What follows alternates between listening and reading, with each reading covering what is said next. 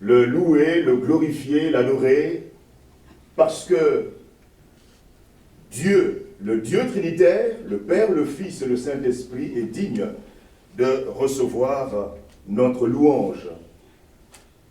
Nous avons chanté que Jésus a tout gagné. Amen. Amen.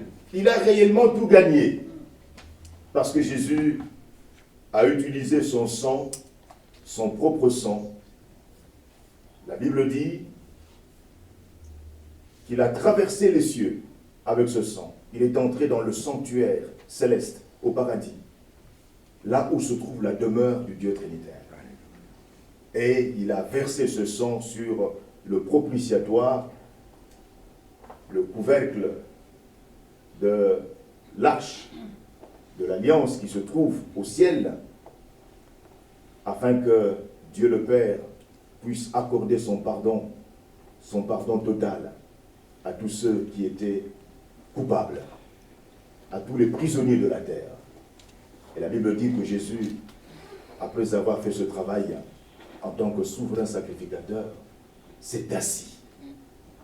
Il a achevé son œuvre. Et il est l'auteur d'un salut éternel. Amen. Amen. Le salut est une grâce. Il est éternel lorsque l'on rentre dedans. Alors, vendredi dernier, il y a 2 jours, nous avons eu le privilège de participer à la première partie de la visioconférence organisée par le FIMES, le Forum international de méditation des Écritures saintes. Et le premier titre de la conférence, c'était « Fiançailles et mariage selon la Bible ». Qui a assisté à la conférence? Ou alors, qui a écouté en replay cette conférence? Puisque j'ai mis la vidéo sur le groupe WhatsApp, n'est-ce pas, de l'Église. Qui a écouté, qui a assisté, qui a écouté? Ah, très bien, vous êtes assez nombreux. Très bien. Ah, les autres n'ont pas écouté. Très bien. Alors, comme vous le savez, il y a eu des réactions, et même le petit Tidiane a été secoué au point de poser une question. Oh, c'était intéressant. Fiançailles et mariage selon la Bible. Je souhaiterais ce matin que nous puissions voir ensemble ce que la Bible dit réellement de cette question qui a fait couler beaucoup d'encre, pour essayer de lever un peu les équivoques. Fiançailles et mariage selon la Bible, parole de Dieu. Le célibat, est-ce un péché? Hein?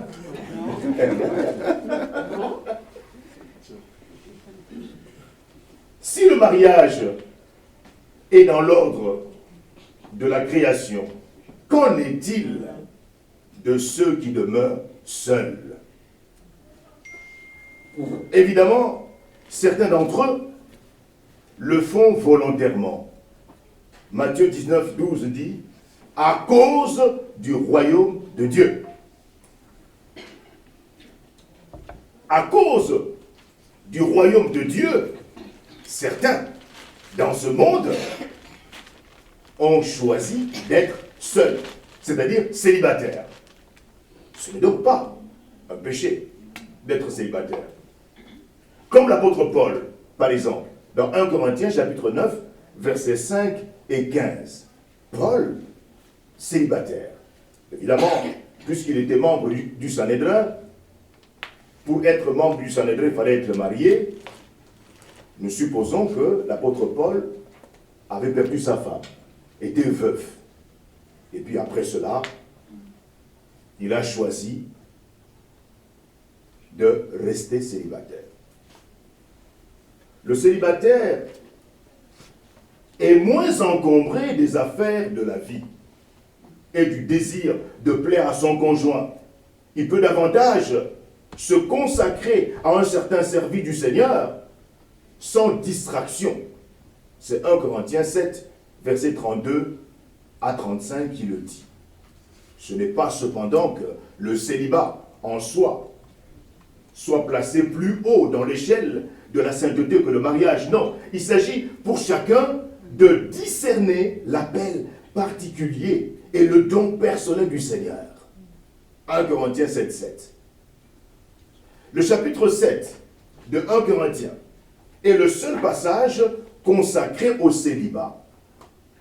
Et nous comprenons que Paul, en justifiant pleinement le célibat, dit, 1 Corinthiens 7, 38, « Celui qui marie sa fille fait bien, et celui qui ne la marie pas fait mieux. » Il parle ainsi en étant inspiré par le Saint-Esprit. Paul voudrait, à son point de vue, que tous les hommes soient comme lui, c'est-à-dire célibataires, hommes ou femmes, et qu'ils s'épargnent bien des souffrances. 1 Corinthiens chapitre 7, verset 7 et verset 26 à 31. Mais il affirme qu'il n'y a aucun péché dans le mariage. Bien au contraire. Il parle, n'est-ce pas, des bienfaits du mariage. 1 Corinthiens 7, verset 27, 28, 36 et 39. Donc, que chacun cherche à discerner la volonté de Dieu à son égard. 1 Corinthiens 7, 7 à 9. Donc, s'il est appelé au célibat, c'est que le Seigneur lui en fait le don. Celui qui a le don de célibat recevra du Seigneur la capacité de pouvoir cheminer, normalement, avec le Seigneur. Sa solitude pourra être largement compensée, comme pour Paul, par une grande famille spirituelle. Amen. Amen. 1 Corinthiens, chapitre 4, versets 14 à 15. Et si quelqu'un est appelé au mariage, c'est là, dans le mariage, qu'il glorifiera vraiment Dieu. Il faudrait que les choses soient claires. Le célibat n'est pas une tare, ce n'est pas un péché. Pas du tout. Deuxièmement, le choix de la jeune fille et les fiançailles. Les fiançailles sont pour un couple une déclaration d'intention de mariage. Un jeune homme et une jeune fille décident de pouvoir se marier parce qu'ils s'aiment. Bien évidemment, ils commencent par s'aimer pour dire que nous allons nous marier. Et cette intention de pouvoir se marier doit se concrétiser par la rencontre des deux familles pour dire que ce jeune homme et cette jeune fille, d'accord, s'aiment et ils désirent se marier. Et les deux familles se rencontrent pour concrétiser ce désir. Donc, ce terme de fiançailles désigne le jour de cette déclaration officielle, ainsi que le temps qui sépare le 10 jours de celui du mariage. Cette période, évidemment, c'est la période des fiançailles. Cette période des fiançailles est une période durant laquelle les deux fiancés s'observent, s'étudient, s'examinent, mettent ensemble leurs projets. Oui, les projets, pour voir si ils sont compatibles. Et oui, c'est important. Tout cela se fait dans l'abstinence. C'est quoi l'abstinence? C'est le fait de ne pas avoir de relations sexuelles. pour être beaucoup plus explicite, nous nous examinons pour vérifier si ton projet et le mien peuvent se marier. Est-ce que nous pouvons marcher ensemble? Tout cela a lieu pendant le temps des fiançailles. Amen. Amen. Fiançailles ne signifie pas mariage. Parce que les fiançailles peuvent se rompre. Parce que, après avoir examiné le point de vue, si nous nous rendons compte que on ne peut pas marcher ensemble, par exemple, moi, je suis un jeune homme, j'aime une jeune fille, enfin, je ne vais pas prendre mon exemple parce que je suis marié, parce que ça peut prêter à confusion. Kevin, je prends Kevin, voilà. Amen. Amen. Je prends Kevin, célibataire, qui désire, qui dit voilà moi, je suis suffisamment mature. Maintenant je m'intéresse, n'est-ce pas, à telle sœur en Christ. Alors j'aimerais que nous puissions nous marier. Très bien, mais il faudra que la sœur en Christ soit aussi d'accord. Oui. Ah oui. Ah oui. Le Seigneur m'a dit, c'est bien, le Seigneur t'a dit, mais il faut qu'il me dise aussi. Eh oui. Alors, finalement, les deux ils commencent à se rencontrer, ils partagent leur vision. Il dit, moi, je voudrais que, si nous nous marions, je voudrais que nous puissions avoir 10 enfants. Ah. La jeune fille dit, mais pardon? 10 enfants avec moi? Ah non. Non. Pour moi, c'est ça ou rien. 10 enfants ou rien. Alors il faudra que la fille réfléchisse. Hein? Parce que 10 enfants, c'est pas un, hein? C'est 10. Hein? Et monsieur tient mordicus à sa décision. Et quand il prend sa décision, il ne change pas. Ah, mauvais signe. Donc, tu réfléchis. Et puis, il te dit encore, moi, lorsque nous serons mariés, c'est moi qui déciderai. Tu te tairas. Oh. Ah bon? Et puis, lorsque nous nous marierons, ma famille viendra chez moi sans ton autorisation, que tu le veuilles ou pas. Ah bon? Tu n'as rien à dire. Et la liste est longue.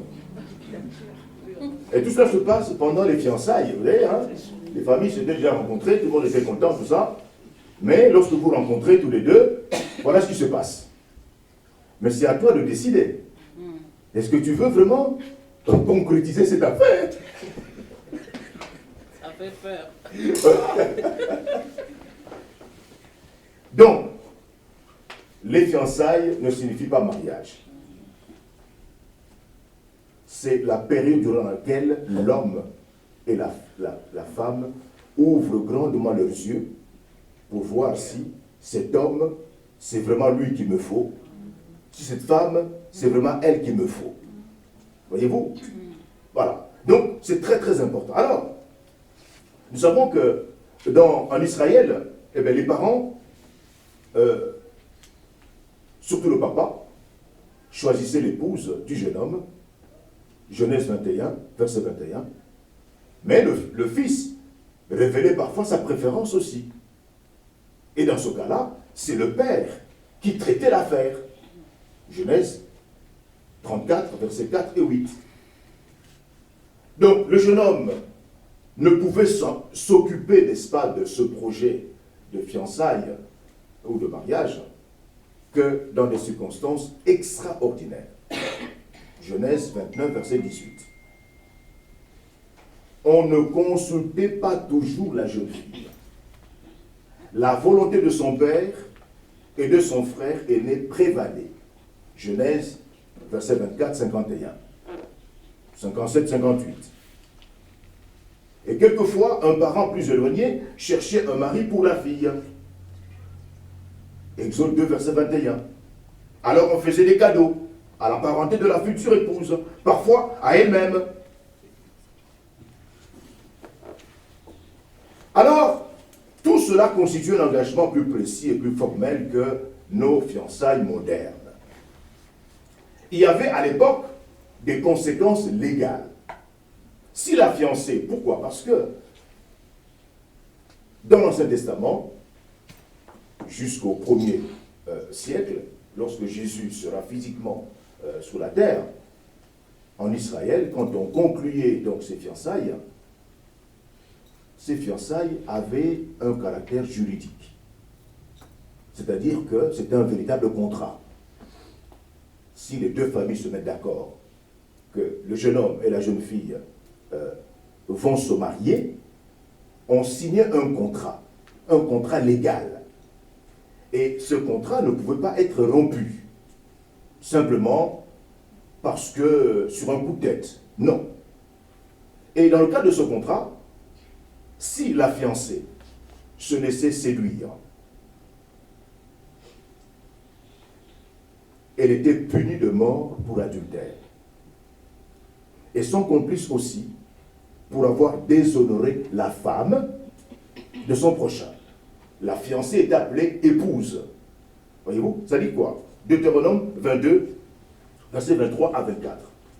Cela signifie quoi? Cela signifie que le fiancé était déjà, le fiancé ou le fiancé était déjà considéré comme étant un époux.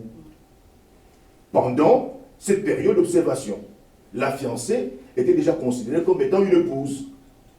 Pendant la période d'observation, qui durait 1 an. 1 an d'observation, dans l'abstinence.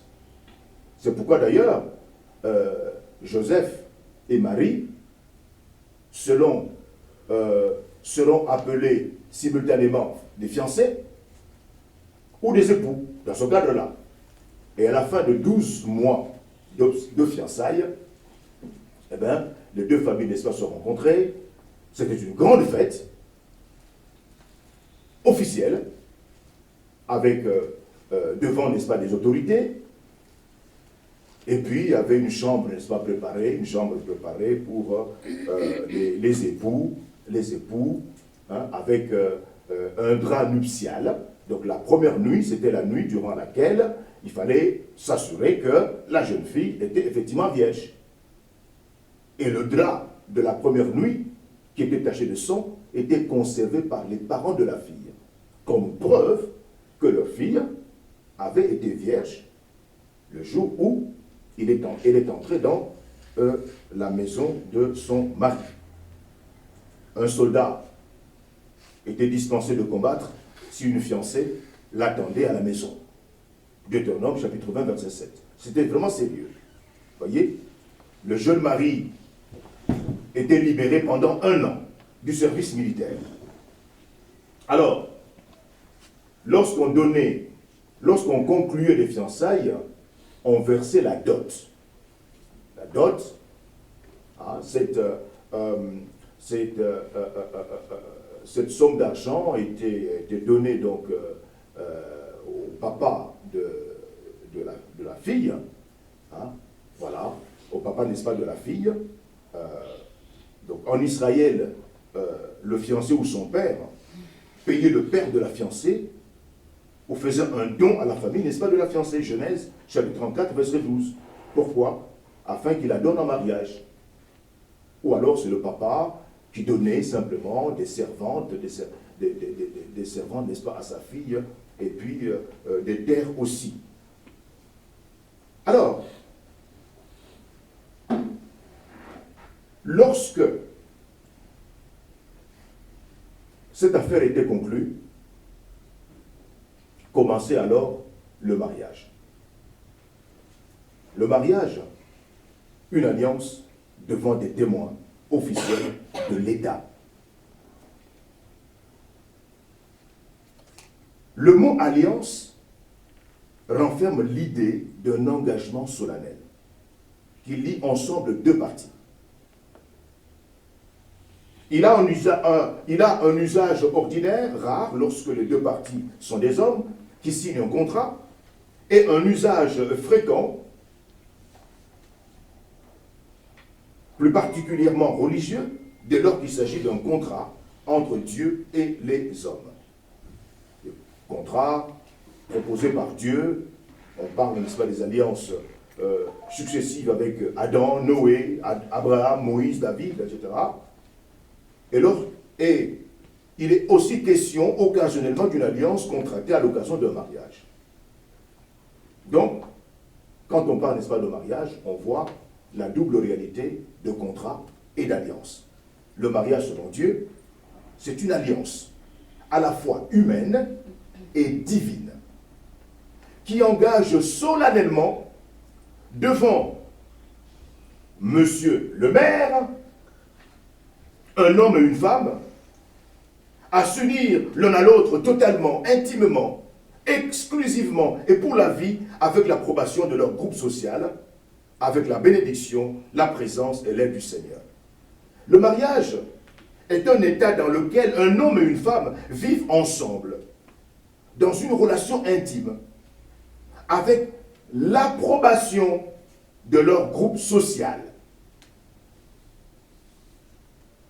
Le mariage selon la Bible,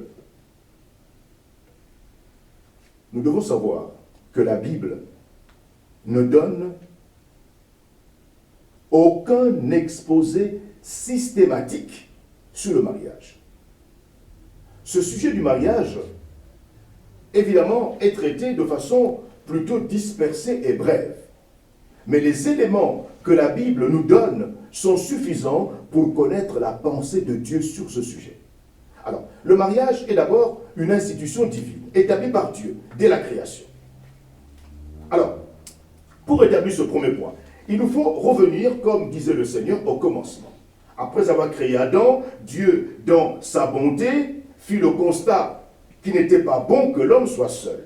Alors, il déclara lui former une aide, un vis-à-vis. Une aide, un vis-à-vis, non pas quelqu'un qu'on va écraser. Et ce vis-à-vis, évidemment, est sorti de ses côtes. Après que l'homme eut reconnu sa femme comme de la même race que lui, Dieu déclara, Genèse 2,24, c'est pourquoi l'homme quittera son père et sa mère et s'attachera à sa femme et ils deviendront une seule chair. C'est donc le Dieu trinitaire, Elohim, qui crée en quelque sorte le mariage. Et dans ce sens, c'est bien lui, Dieu, qui unit un homme et une femme qui ont décidé un plan de vie commun. Le mariage, pour être valide ou valable selon Dieu, doit comporter 3 éléments clés. Genèse 2,24. C'est pourquoi l'homme quittera son père, sa mère, s'attachera à sa femme et deviendront une seule chair. Alors, ce verset, Genèse 2,24, comporte 3 points qui, réunis, font qu'il y a effectivement mariage. On pourrait comparer les 3 points clés à un tabouret à 3 pieds. Si un pied manque, le tabouret est instable et risque fort de tomber. Premier point. L'homme quittera son père et sa mère et s'attachera à sa femme. Mes amis, le mariage est d'abord un acte public d'émancipation.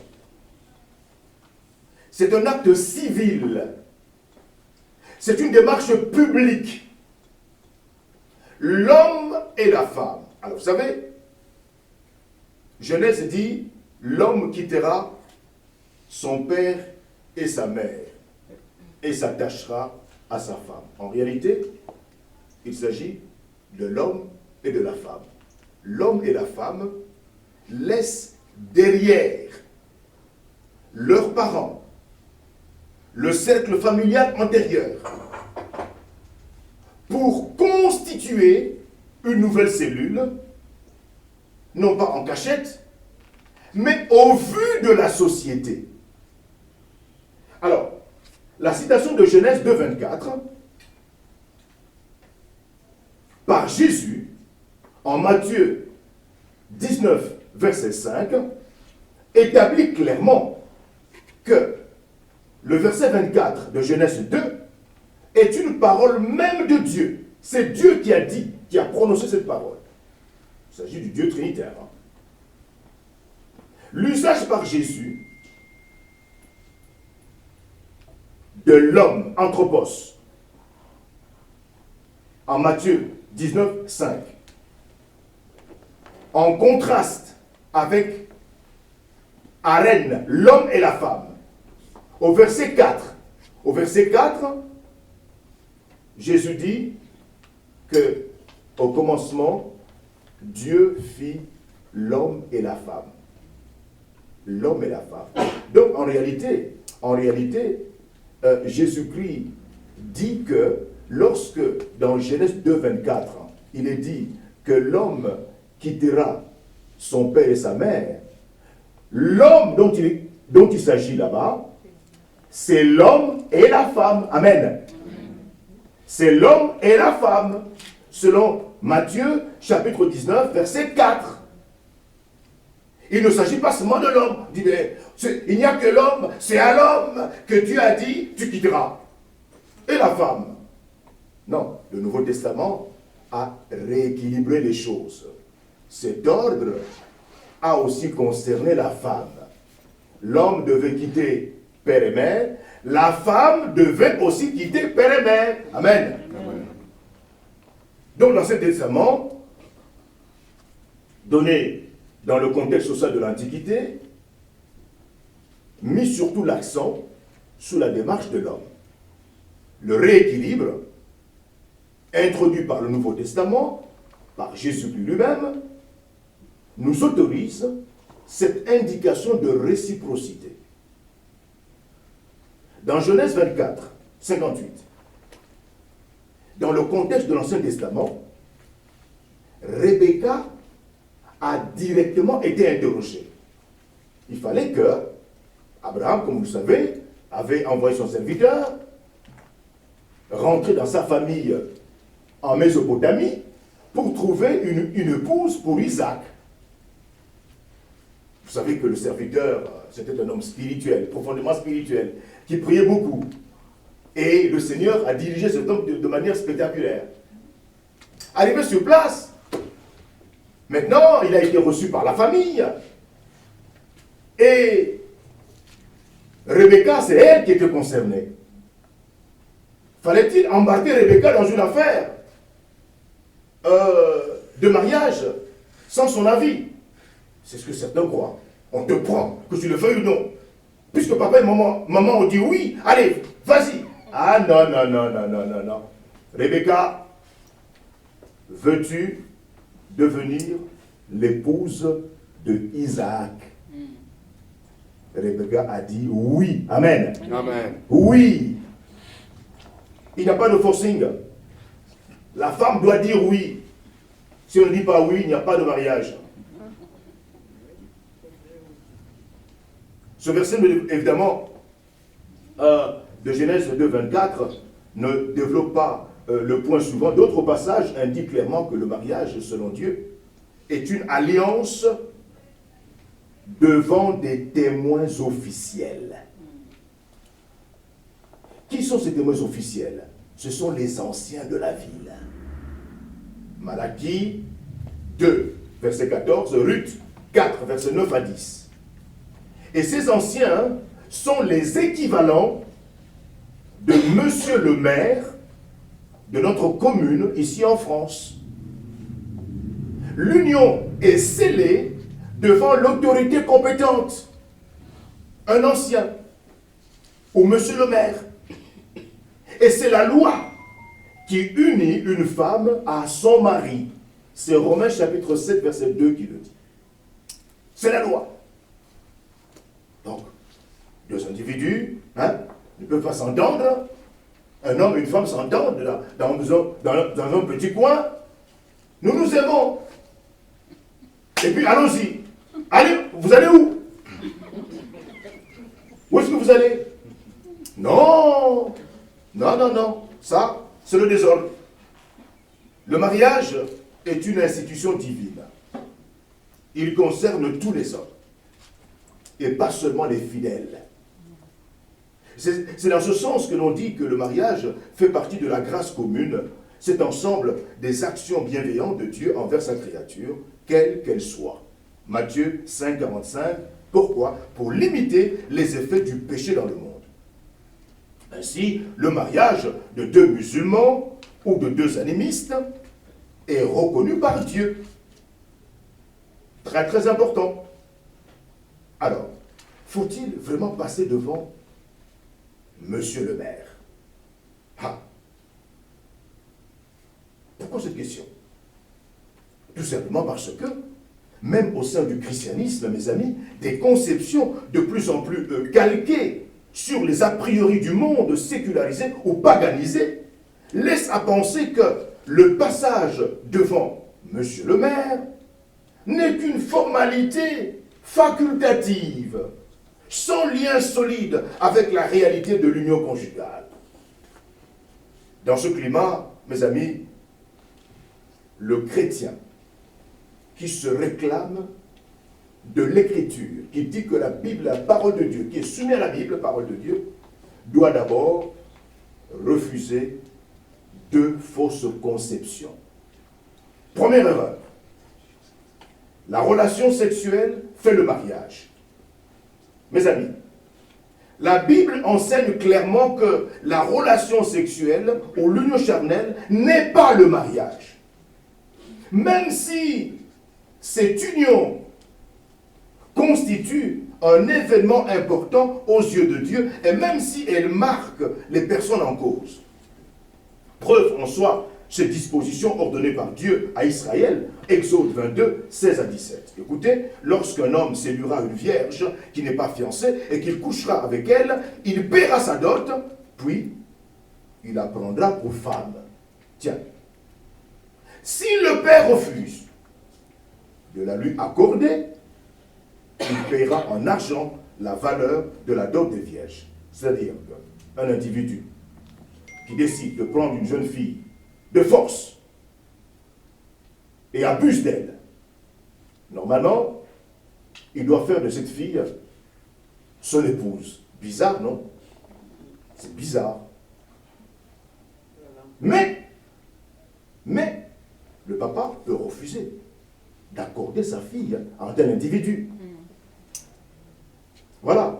Par contre, l'individu est obligé de payer ce qu'on appelle la dot des vierges, en signe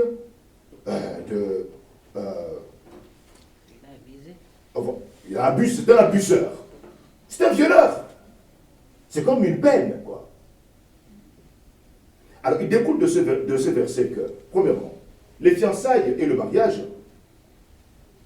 contractés de la bonne manière, sont les préliminaires normaux à l'union sexuelle. Deuxièmement, la relation sexuelle, à elle seule, n'est pas le mariage. Troisièmement, le mariage n'est pas la régularisation automatique d'un partenariat sexuel de fait, puisque le père de la jeune fille peut s'y opposer. L'apôtre Paul, en 1 Corinthiens 6, versets 16 à 17, ne dit pas autre chose. Qu'est-ce qu'il dit? Ne savez-vous pas que celui qui s'attache à la prostituée est un seul corps avec elle? Car, est-il dit, les deux deviendront une seule chair. Mais celui qui s'attache au Seigneur est avec lui un seul esprit. Celui qui entretient de relations sexuelles avec une prostituée est une seule chair avec cette prostituée. Mais il n'y a pas de mariage pour autant. Il ne faut pas confondre cela. Cette relation pervertie constitue au contraire, pour celui qui s'y livre, un péché contre son propre corps. Verset 18. Et contre Dieu, au verset 15. Deuxième erreur. Le mariage est un engagement privé. Plus attrayante, effectivement, plus subtile que la précédente, cette conception admet que la relation sexuelle n'est pas le mariage. Mais définit le mariage comme l'échange de promesses entre deux personnes qui s'aiment et qui veulent, devant Dieu, unir leur vie. Un engagement à huis clos. En somme, ils sont témoins. Eh oui, entendez-vous? Ah, nous aimons le Seigneur. Nous aimons le Seigneur. Et puis, finalement, nous disons, allez, on va prendre une maison quelque part, hein, et puis finalement, nous sommes mariés et femmes. Ah non, non, non, non, non, non, non. Ça ne se passe pas comme ça. Non. Non, non. Sans témoin. Dieu seul est témoin. Non. Évidemment, ceux qui militent pour cette rencontre secrète entre deux individus utilisent aussi des passages bibliques. Hein. Malachie, chapitre 2, verset 14, Ézéchiel 16, 8 et Proverbe 2, 17. Ils voient le mariage comme une alliance, un contrat entre l'homme et la femme, seulement. Pourquoi donc, disent ces gens, faire intervenir monsieur le maire dans notre affaire? La Bible enseigne que le mariage authentique ne saurait se restreindre à un engagement clandestin, même s'il est sincère.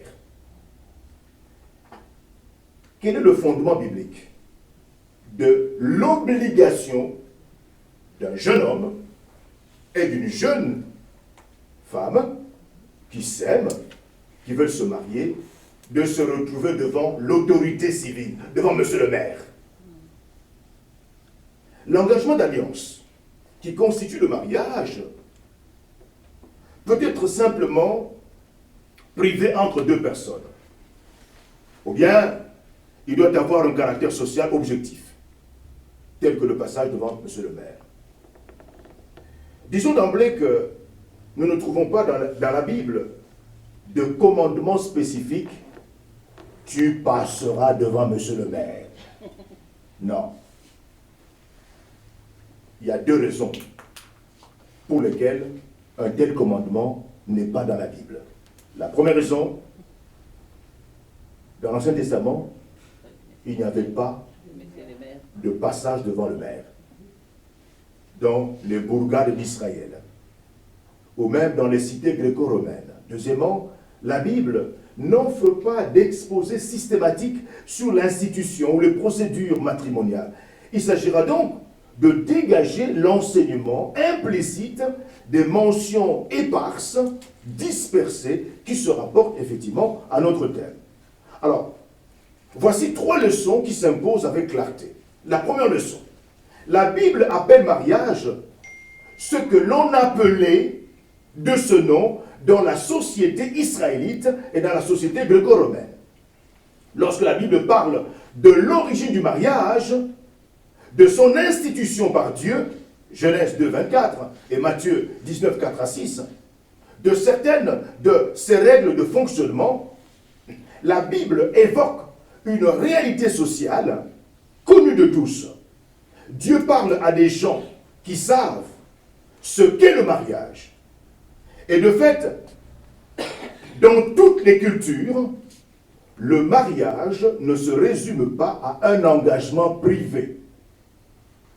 Dans la société israélite, l'engagement des époux avait un caractère public qui regardait la collectivité tout entière. Voici quelques preuves. Le rôle déterminant des parents dans le choix d'un conjoint. Voyez? Genèse chapitre 21, verset 21, Genèse 24, et puis Genèse 38, verset 6, vous lirez ce texte n'est-ce pas, à la maison, Juge 14, verset 1 à 10. Il s'agissait en général d'un contrat entre familles, plus que deux individus, deux tourtereaux, qui se retrouveraient clandestinement quelque part en disant « Hey, nous sommes mariés, à partir d'aujourd'hui ». Non. L'élément social est donc clairement impliqué. Deuxième preuve, l'intervention des anciens de la ville en cas de débat sur la virginité de l'épouse.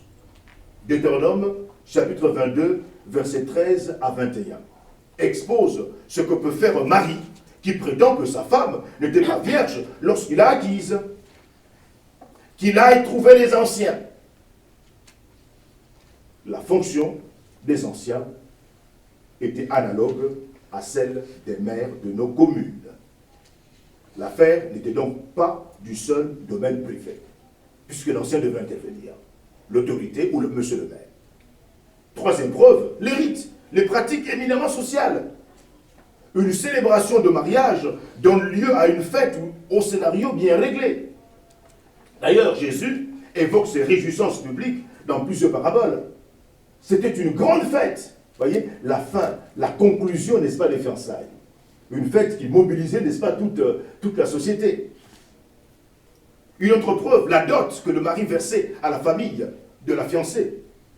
Évidemment, nous savons que cette coutume, n'est-ce pas, de la dot, même si elle a donné lieu, n'est-ce pas, à des abus, n'était pas comprise comme une transaction financière réduisant la femme au rang, n'est-ce pas, d'objet. Non, il s'agissait plutôt d'une garantie de sérieux donnée à l'épouse et à sa famille et d'une consolidation de l'engagement du mari.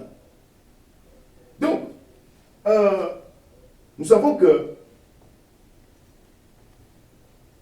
malgré des coutumes particulières propres à chaque culture, la société israélite, comme les autres sociétés d'ailleurs, prennent donc soin de conférer au mariage une légitimité sociale objective, voyez, par l'intervention de tierces personnes, des parents, des amis, des anciens, etc. Hein, des textes comme celui, n'est-ce pas, de Genèse chapitre 24, voyez, où Abraham cherche une femme pour son fils Isaac, montre que dès les temps reculés, la société faisait très nettement la différence entre une relation sexuelle illégitime et l'état dûment enregistré de personnes unies par le mariage. Il faut même noter qu'en Israël, le pacte social, la partie juridique de l'union conjugale, avait lieu au moment des fiançailles. C'est à ce moment-là que la dot était versée, et toutefois, l'union charnelle n'était consommée qu'après la célébration publique des noces, c'est-à-dire à la fin de la période des fiançailles. Il y a différents passages qui en parlent. Matthieu chapitre 1, verset 18 à 25, Genèse 29, verset 33, et puis Deutéronome 22, 33 à 24. Deuxième point, n'est-ce pas, leçon qui s'impose, eh bien, le lien conjugal, une fois établi, fait partie des réalités sociales dont le magistrat a la surveillance. C'est donc une affaire qui concerne le droit, qui intéresse le droit. Voyez, le texte le plus frappant, c'est Romains 7, verset 2. Il y est dit que la femme est liée à son mari légalement. Voyez, donc cette dimension juridique explique qu'en Israël, l'adultère était puni comme un crime. Et les magistrats avaient pour mandat de mettre à mort les adultères, même en l'absence de plainte de la part du conjoint trahi. Deutéronome 22, verset 22. Et si l'état de mariage est par nature sous le regard du magistrat, eh bien il se trouve, n'est-ce pas, dans le champ de la compétence du magistrat. L'entrée dans l'union conjugale, évidemment, ne peut échapper à son contrôle. Il faut que l'engagement des époux soit pris devant lui, devant l'autorité. Et ces anciens, l'homme et la femme concluent alliance, non seulement devant Dieu, qu'ils le sachent ou non, mais aussi selon la volonté de Dieu, devant le magistrat, l'ancien, l'autorité, ou monsieur le maire aujourd'hui, qui a reçu autorité de la part de Dieu pour veiller au bon ordre de la vie sociale dans ces aspects externes dont le mariage fait partie. Donc, c'est très très important de connaître tout cela. Ensuite, le sens biblique du mariage et du corps. Selon la définition biblique, le mariage est l'union volontaire de deux corps en une seule chair, dans la perspective de la durée. Le mariage n'est pas l'union de deux cœurs en une seule âme. On fait souvent là une confusion. C'est sûrement l'intention divine que l'union des cœurs s'exprime dans le cadre du mariage. Mais ce n'est pas cette union des deux cœurs qui définit le mariage.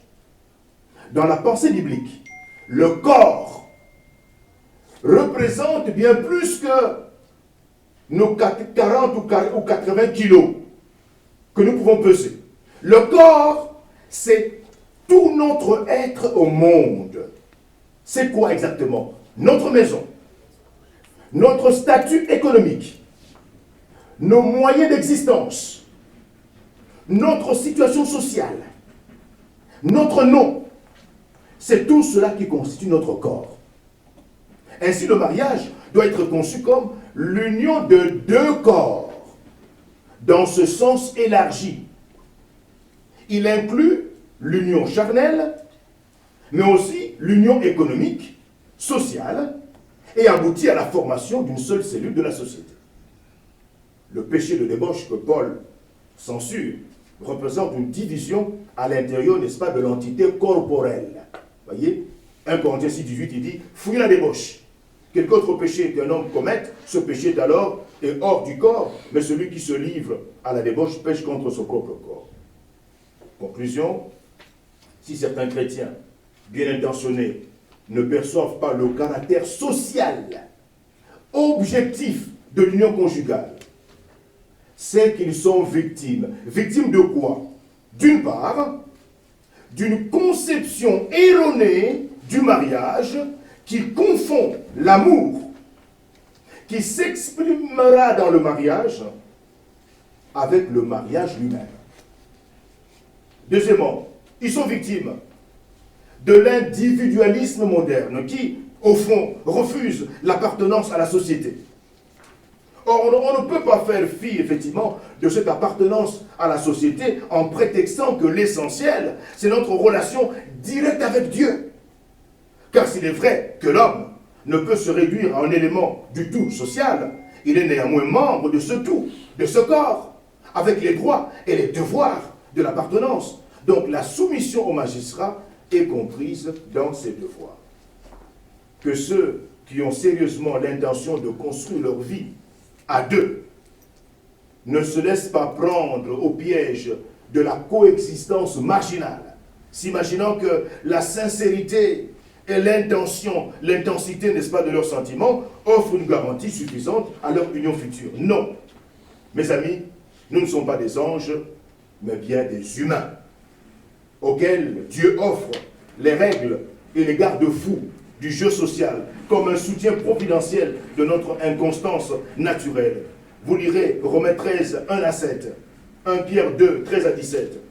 Mes amis, prendre à témoin nos familles, nos amis, notre Église et Monsieur le maire de notre engagement mutuel, c'est non seulement agir selon la volonté de Dieu, mais c'est aussi sceller un lien fort qui se révélera comme une aide bienfaisante dans les jours où nos bonnes résolutions initiales, nos sentiments et nos serments de fidélité seront testés dans le creuset de la vie ordinaire.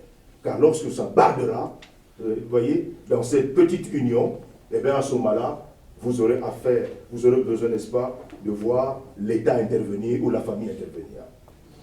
L'homme s'attachera à sa femme et réciproquement pour la réalisation du projet de vie. C'est le deuxième élément qui fait le mariage. Non seulement vous avez quitté père et mère, officiellement, devant monsieur le maire, qui a décrété que vous êtes mari et femme, mais l'homme s'attache à sa femme et la femme s'attache aussi à son mari. Dans quel but? Pour réaliser le projet de vie. Cela exige un partage.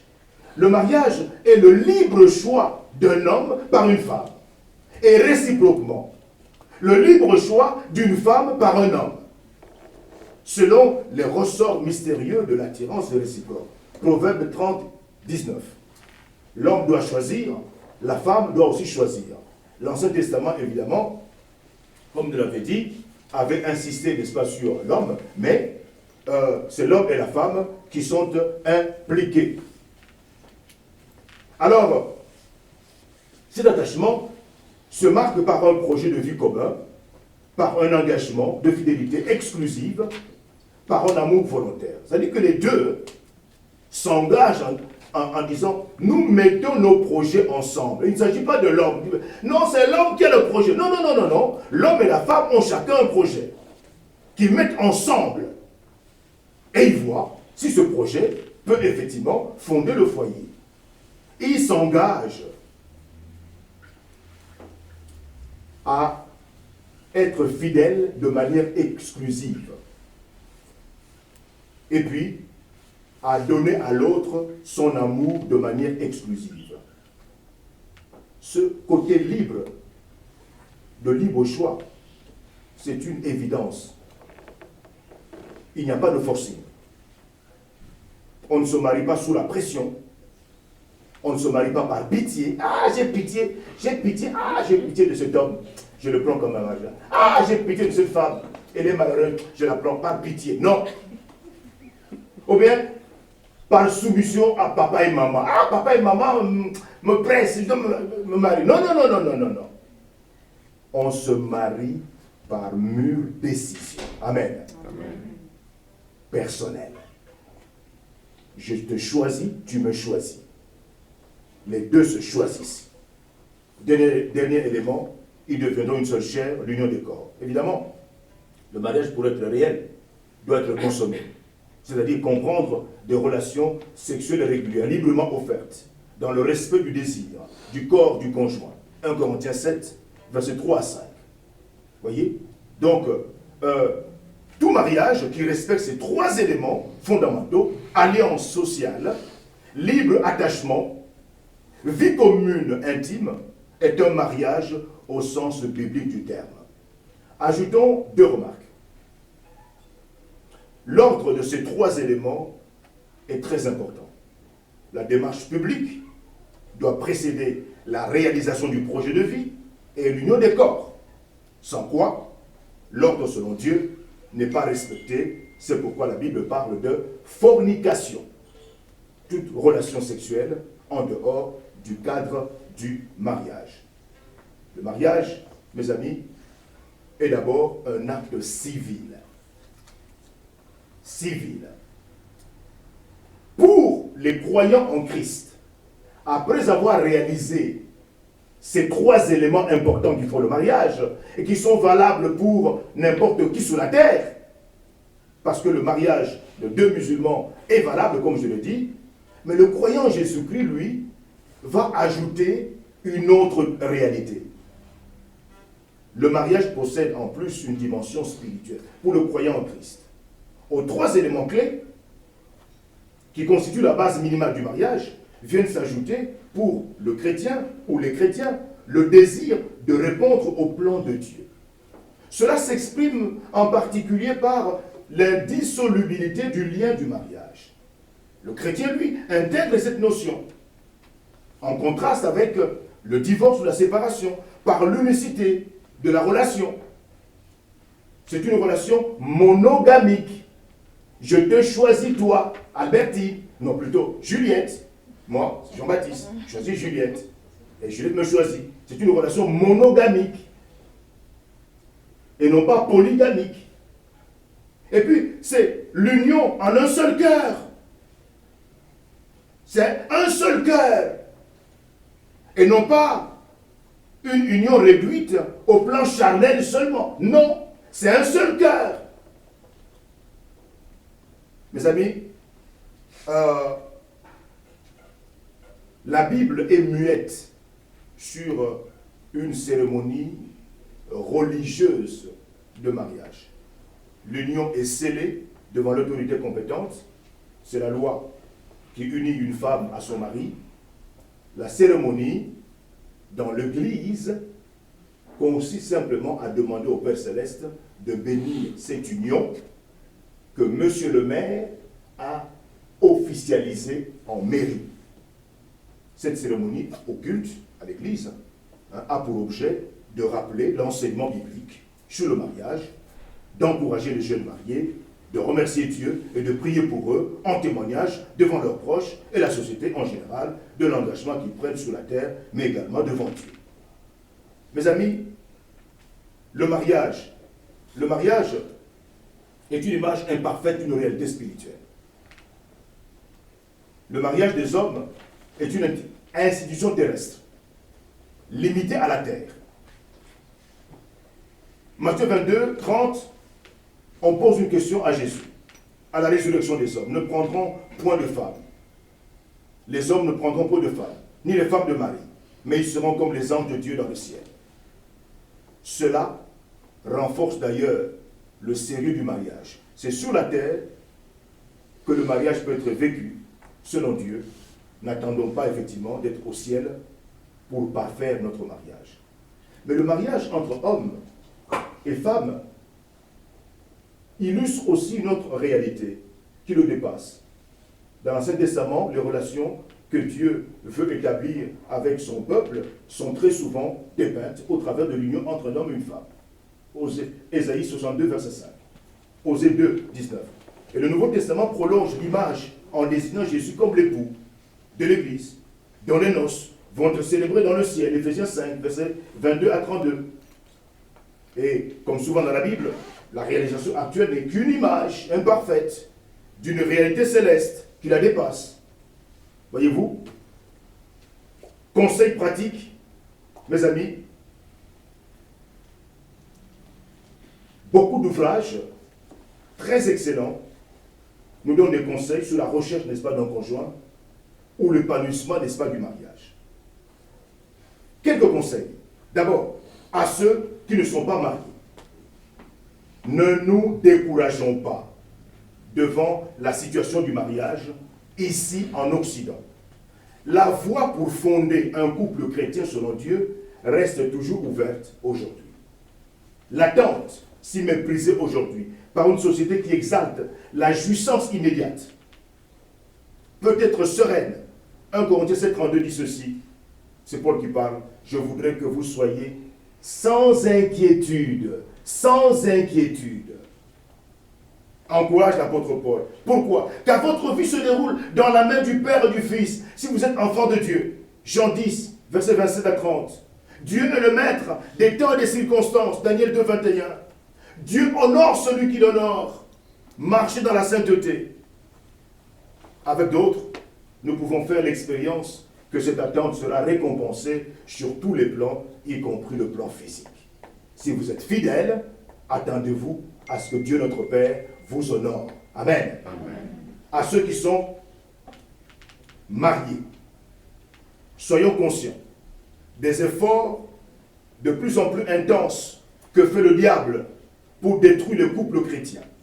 En particulier lorsqu'il s'agit de personnes impliquées dans l'œuvre du Seigneur. Si nous n'ignorons pas ces desseins, 2 Corinthiens 2:11, nous serons plus en garde contre ces manœuvres. L'amour dans le couple est d'abord une question de volonté. Je décide de t'aimer toujours. C'est une décision.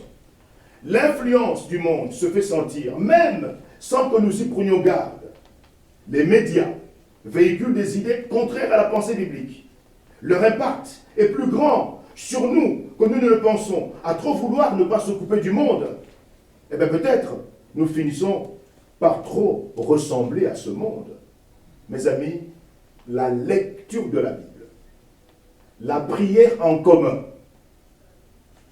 jointe à la pratique au quotidien d'un amour selon Dieu, qui ne cherche pas son propre intérêt, seront les meilleurs antidotes contre la tentation de l'adultère, la routine ou l'affaiblissement de l'amour.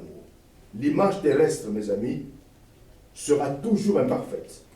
Mais un jour, nous participerons à notre mariage éternel, l'union de Christ et de l'épouse qu'il a acquise au prix de son sang. Mes amis, honorons par avance ce grand jour en vivant nos mariages terrestres toujours plus selon la pensée de Dieu. Amen. Amen. Prions. Seigneur, nous voulons te dire merci pour ton désir de voir l'homme et la femme à qui tu as offert le don de mariage, de pouvoir cheminer ensemble vers cette réalité spirituelle que tu as créée toi-même. Accorde à chacun de nous qui sommes encore seuls et qui avons le désir de pouvoir un jour nous marier, oui, accorde-nous de vivre saintement, de vivre dans la soumission à ta parole, de vivre d'une manière qui t'honore, car tu dis dans ta parole que tu honores celui qui t'honore. Et le moment venu, toi qui es le maître des temps et des circonstances, tu mettras sur notre route l'homme ou la femme que tu as choisi pour nous, parce que nous t'aimons. À ceux qui, effectivement, connaissent cette réalité du mariage, donne à chacun d'eux, à chacun de nous, de marcher d'une manière qui t'honore. Donne à chacun de nous de vivre ta parole. Donne-nous d'expérimenter ici-bas, de manière anticipative, la joie que tu nous permettras de vivre lorsque Jésus-Christ, après l'enlèvement, dans le ciel, organisera ce mariage entre lui et l'Église que nous formons. Nous t'attendons, Jésus. Garde-nous fidèles à toi. Amen. Amen. Et, mes amis, il y a des problèmes dans le mariage.